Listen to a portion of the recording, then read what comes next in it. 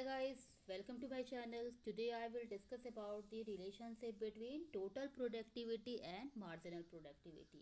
तो आज हम लोग समझेंगे कि टोटल प्रोडक्टिविटी और मार्जिनल प्रोडक्टिविटी में रिलेशंस क्या होता है।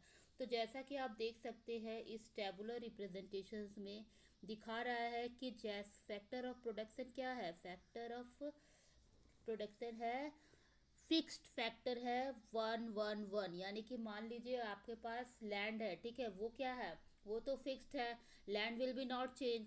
वहाँ पे हमारा वेरिएबल क्या है, वेरिएबल लेबर, लेबर क्या है, जीरो है, और टोटल प्रोडक्टिविटी जीरो है। यानी कि लैंड है हमारे पास लेकिन अभी वेरिएबल जीरो है, प्रोडक्टिविटी भी जीरो है, तो हमारा मार्जिनल प्रोडक्टिविटी भी कुछ नहीं होगा।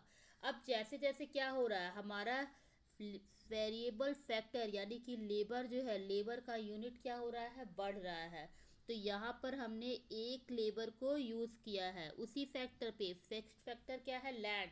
Fixed factor will be never change, fixed factor कभी भी चेंज नहीं होता है। तो वेरिएबल फैक्टर चेंज होता है, और जैसे वेरिएबल फैक्टर चेंज होता है टोटल प्रोडक्टिविटी हो जाएगी 10, और मार्जिनल प्रोडक्टिविटी भी कितनी हो जाएगी, 10।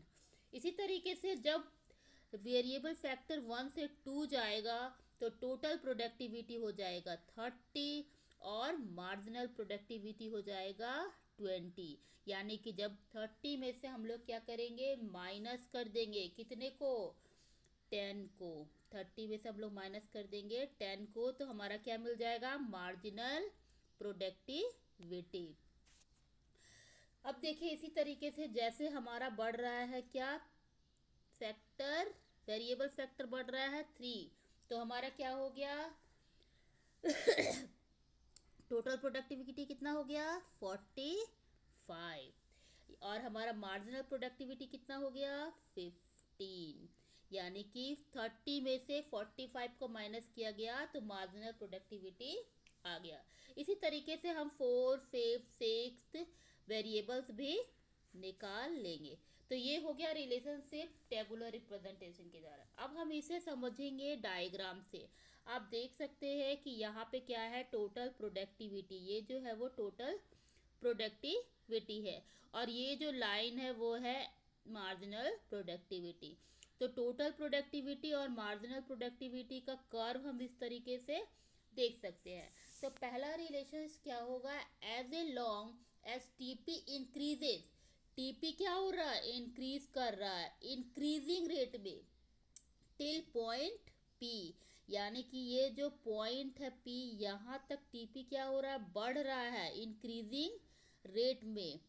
एमपी ऑल्सो इंक्रीजेज, और यहाँ पे आप देखिए पी पॉइंट तक एमपी भी बढ़ रहा है, पी पॉइंट तक एमपी भी बढ़ रहा है। यू कैन सी हेयर कि जब हमारा पी पॉइंट पर टीपी है तो वो बढ़ रहा है, और उसके साथ एमपी भी बढ़ रहा है।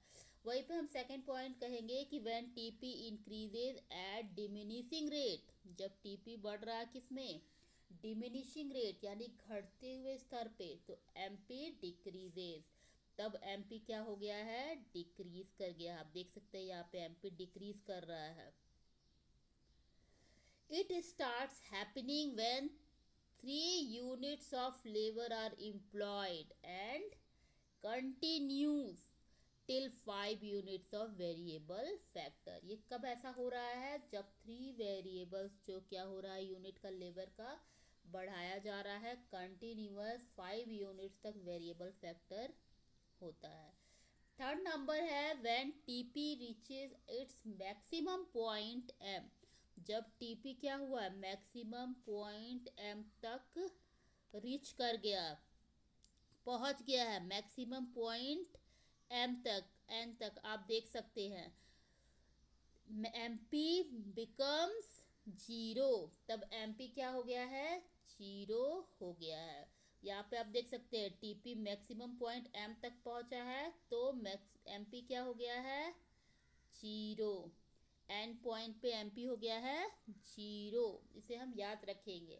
That is at fifth unit of variable factor, यानी कि fifth unit of variable factor में क्या हो गया है, एमपी जीरो हो गया है टोटल प्रोडक्टिविटी, यानी यहाँ आप देख सकते हैं 52 में से 52 माइनस करेंगे तो कितना हो जाएगा, जीरो। तो ये हमारा हो गया जीरो। लास्ट पॉइंट है व्हेन टीपी स्टार्ट्स डिक्रीजिंग, जब टीपी क्या हो रहा है, डिक्रीजिंग हो रहा है, यानी कि स्टार्ट हो चुका है एमपी से डिक्रीज होना। टीपी जब एमपी से डिक्रीज होना टीपी स्टार्ट हो गया है, तब क्या होगा, MP becomes negative, that is from 6 unit of variable factor, यानी कि 6 यूनिट ऑफ वेरिएबल फैक्टर से एमपी क्या हो जाएगा, डिक्रीज होना शुरू हो जाएगा। तो ये हमारा रिलेशनशिप टोटल प्रोडक्टिविटी और मार्जिनल प्रोडक्टिविटी का हमने कंप्लीट कर लिया। I hope you all of you understand. If you have any problem, you can write in the comment. Thanks and thanks for watching.